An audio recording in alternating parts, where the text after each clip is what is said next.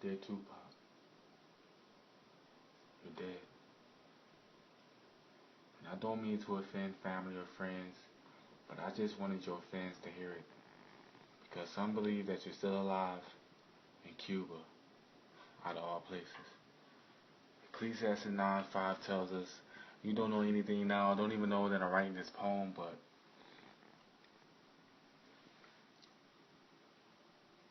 because you're asleep, resting until peace.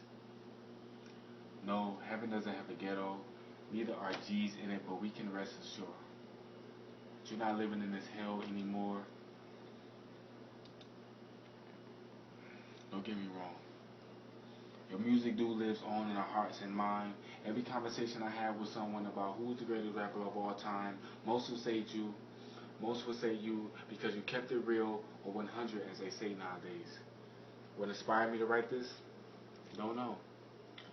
I was just caught in a conversation about poetry and rap, and you came up. This is exactly what I said. Hey, I should write a poem about Tupac. I wanted to say how great of a positive and negative influence you were, raised in the belly of a caged panther, educated in the library of your home, your words, very powerful and inspirational as if there was a book of Sakura, written by your ancestors in blood on elephant skin, that you would quote from time, that you would quote from every time you were invited to speak about the fall of your people, a ball of energy ready to explode.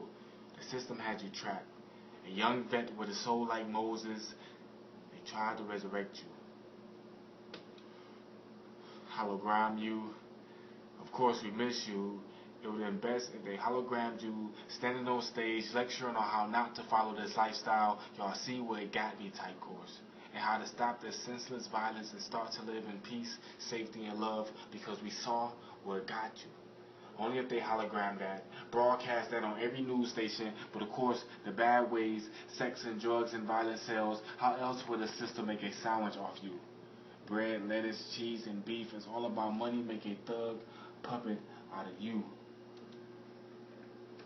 And many times you rapped about death, as if your presence wasn't a gift, Tupac. 5 shots didn't stop you, but the ones that followed did.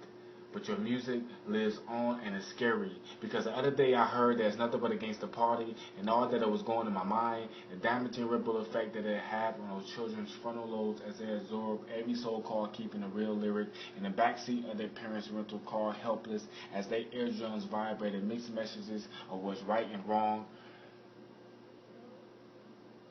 I know what you meant about thug life,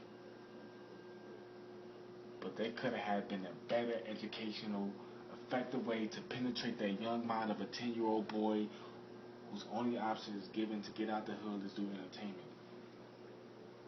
Yes, you were responsible and a role model, and now your music lives on.